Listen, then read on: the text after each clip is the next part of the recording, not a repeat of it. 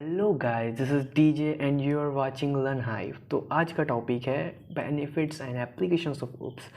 मतलब पिछले वीडियो में हम लोग ने पढ़ा था उप्स होता क्या है, और इस वीडियो में हम लोग पढ़ेंगे कि उप्स का बेनिफिट्स क्या है और एप्लीकेशंस क्या है। तो फर्स्ट हम लोग पढ़ लेते हैं एप्लीकेशंस क्या होता है। तो फर्स्ट है रीयूजेबिलिटी। तो with oops code reusability is easy and more efficiency. Object and classes can be used in other part of the programming, made it faster and easy to develop and maintain code. ठीक है, तो reusability मतलब एक topic से मतलब इसे समझ में आ जाता है कि रीयूजेबिलिटी मतलब कोड को रीयूज़ करना रहता है। ठीक है, तो मतलब ये बहुत इजी हो जाता है मतलब उप्स में कि कोड को हम लोग इजीली रीयूज़ कर सकते हैं। मेनली जो हम लोग क्लास को या फिर ऑब्जेक्ट को अलग अलग प्रोग्रामिंग पार्ट में फिर से रीयूज़ कर सकते हैं, जो कि बहुत इजी होता है एक डेवलपर के लिए कोड को मेंटेन करना, और वो बहुत फास्ट हो जाता है। तो अभी नेक्स्ट पढ़ेंगे हम लोग एनकैप्सुलेशन क्या होता है। तो एनकैप्सुलेशन होता है OOPs provide a way to encapsulation Oops provide a way to encapsulation data to behave or so that the data can protected from outsider access. तो एज हम लोग पिछले वीडियो में पढ़ लिए थे कि एनकैप्सुलेशन होता क्या है। ऑल दो कैप्सुलेशन बोलने से दो डेटा को जब हम लोग एज ए कंप्यूटर लैंग्वेज दो डेटा को जब हम लोग सिंगल डेटा में कन्वर्ट कर देते तब हम लोग उसको एनकैप्सुलेशन बोलते हैं। और एग्जांपल कैप्सूल तो आपको पता ही है कि हम लोग मेडिकल में जो दवाई खाते हैं वो भी उसको कैप्सूल बोलते हैं, कि उसे दो मेडिसिन को मिक्स करके बनाते हैं, तो ठीक है उसको कैप्सूल बोलते हैं। तो इसमें एनकैप्सुलेशन मतलब है क्या कि हम लोग जो कुछ भी प्रोग्राम करते हैं, ठीक है, तो प्रोग्राम करने के बाद हम लोग अपना डेटा को जो है आउटसाइडर जो एक्सेस ना करे इसलिए प्रोटेक्ट करके रखते हैं, तो उसे हम लोग एनकैप्सुलेशन बोलते हैं। एंड नेक्स्ट थिंग ये है कि इससे हम लोग बग्स से या एरर से प्रिवेंट रहते हैं। ठीक है, this help to prevent bugs and errors in the programming में जो भी बग्स होता है, जो भी एरर्स होता है, उससे हेल्प करते हैं हम लोग को। ठीक है, नेक्स्ट होता है मॉड्यूलरिटी। ठीक है, मॉड्यूलरिटी क्या होता है, OOPs make it easy to create module code which mean that the code can be divided into smaller independent component. ठीक है, तो मतलब उप्स जो है made it easy to create module code. ठीक है, उप्स जो है मतलब बहुत इजीली मॉड्यूल कोड को क्रिएट कर सकते हैं, और इसमें क्या होता है कि ये जो डिफरेंट स्मॉलर पार्ट में डिवाइड कर देता है। ठीक है, डिफरेंट स्मॉलर पार्ट में डिवाइड कर देता है अपना कोड को, मतलब कोड को जो है स्मॉलर पार्ट में डिवाइड कर देता है एक मॉड्यूलरिटी।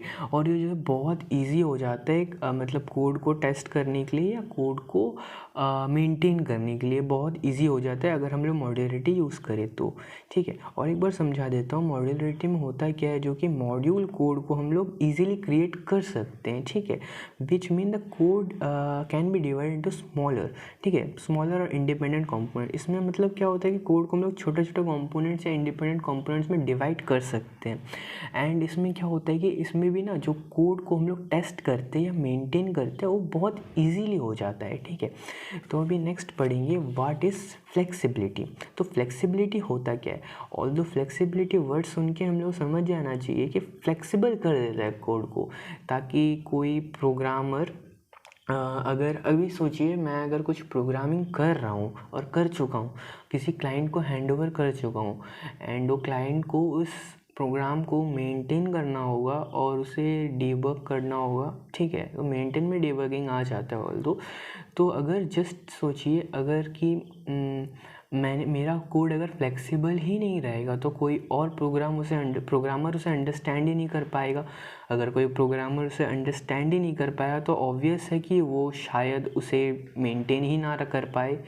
एंड नेक्स्ट थिंग हम लोग इसमें पढ़ेंगे कि इनहेरिटेंस क्या होता है। तो इनहेरिटेंस जो है एक मतलब हम लोग पिछले वीडियो में पढ़े थे जब हम लोग उप्स के बारे में पढ़ रहे थे कि इनहेरिटेंस होता क्या है। इनहेरिटेंस मतलब इसमें लिखा है, पढ़ चलो एक बार रीड कर लेते हैं। OOPs allow for inheritance which mean that new classes can be created based on the existing classes. ठीक है, उप इनहेरिटेंस मतलब क्या होता है कि जो है मतलब इसमें क्या होता है कि जब न्यू क्लास क्रिएट होता है, न्यू क्लास जब क्रिएट होता है तो क्या वो एग्जिस्टिंग क्लास से मतलब एग्जिस्टिंग क्लास का डेटा जो है ले सकता है। ऑल दो हम लोग इजीली समझ सकते हैं कि जस्ट इमेजिन ये एक एग्जिस्टिंग क्लास है और इसके थ्रू एक न्यू क्लास को क्रिएट किया गया, ठीक है। तो अभी जो न्यू क्लास होगा, न्यू क्लास जो है एग्जिस्टिंग क्लास का जो डेटा है वो ले पाएगा, यूज़ कर पाएगा, ठीक है। तो ये होता है इनहेरिटेंस। तो हम लोग ने बेनिफिट्स पढ़ लिए कि उप्स का बेनिफिट्स क्या होता है। तो अभी हम लोग पढ़ेंगे कि उप्स का एप्लीकेशन क्या होता है, कि उप्स क्या क्या चीज़ में यूज़ कर सकते हैं, उप्स का एप्लीकेशंस क्या होता है। तो उप्स जो है मेनली एक ग्राफिकल यूज़र इंटरफेस के लिए यूज़ करते हैं, ठीक है। ऑल्दो इसमें मतलब हम लोग जब कोई प्रोग्रामर, कोई डेवलपर जब कोड करता है, प्रोग्रामिंग करता है यूज़र के नीड के हिसाब से, क्योंकि प्रोग्रामर तो ऑब्वियसली कोई यूज़र के नीड पे ही तो प्रोग्राम करेगा। तो जब मतलब यूज़र के नीड पे कोई प्रोग्रामर अगर प्रोग्राम कर रहा है तो ऑब्वियसली वो सिर्फ प्रोग्रामिंग कोड को यूज़र को नहीं हैंड ओवर कर सकता, उसको एक इंटरफेस क्रिएट करके देना होगा, ठीक है। तो इंटरफेस जो है हम लोग उप से क्रिएट कर सकते हैं। OOP is widely use to develop a GUI for desktop and mobile application. तो जो है GUI जो है वो वाइडली यूज़ कर सकते हैं हम लोग डेस्कटॉप के लिए या मोबाइल एप्लीकेशन के लिए हम लोग यूज़ कर सकते हैं GUI। और GUI होता क्या है, जो मेन इंटरफेस होता है जिसमें हम लोग कुछ भी करते हैं। आई थिंक मैं बोल सकता हूँ कि अगर एक इंटरफेस है, मतलब अगर हम लोग इसमें इनपुट देंगे तो आउटपुट भी दे ही देगा, मतलब आउटपुट देगा। जस्ट एग्जांपल, हम लोग अगर 1+1 इनपुट देते हैं तो हमें आउटपुट में 2 देगा। तो वही क्या है, ग्राफिकल यूज़र इंटरफेस जो है, यही मतलब यूज़र को जो इंटरफेस दिखता है उसको हम लोग उप्स के थ्रू क्रिएट कर सकते हैं, वो भी ईजिली, ठीक है। नेक्स्ट, उप्स जो है गेम डेवलपमेंट के लिए भी यूज़ करते हैं, ठीक है। OOPs are widely use to develop a game, ठीक है। उप्स को हम लोग बहुत वाइडली गेम को डेवलप करने के लिए भी यूज़ कर सकते हैं। एंड नेक्स्ट एप्लीकेशन है वेब डेवलपमेंट, ठीक है। तो उप्स को हम लोग एज ए वेब डेवलपमेंट भी यूज़ कर सकते हैं, जिसमें कि हम लोग जो मॉड्यूल है उसको, मॉड्यूल और जो कोड है उसको क्रिएट करके रीयूज़ कर सकते हैं। ऑल्दो मतलब उतना नहीं, मतलब उप्स में हम लोग मेनली इतना समझ सकते हैं कि वेब डेवलपमेंट कर सकते हैं, वेबसाइट क्रिएट कर सकते हैं उप्स के थ्रू, ऑल्दो जावा कोड के थ्रू। तो नेक्स्ट है डेटाबेस, ठीक है। तो डेटाबेस होता क्या है, डेटाबेस मतलब डेटाबेस जो है उप्स के थ्रू हम लोग डेटाबेस को क्रिएट कर सकते हैं, ठीक है। OOPs is use in development of database system. OOPs को हम लोग एक डेटाबेस सिस्टम को डेवलप करने के लिए हम लोग यूज़ कर सकते हैं। Where it is use to create reusable code that can be used access different can be used across different application, ठीक है।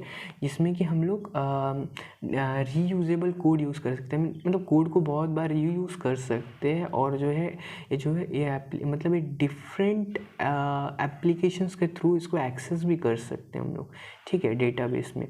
और नेक्स्ट होता है साइंटिफिक कंप्यूटेशन। साइंटिफिक कंप्यूटेशन भी हम लोग उप्स के थ्रू क्रिएट कर सकते हैं। उप्स के थ्रू हम लोग साइंटिफिक कंप्यूटेशन एप्लीकेशन को यूज़ कर सकते हैं उप्स के थ्रू।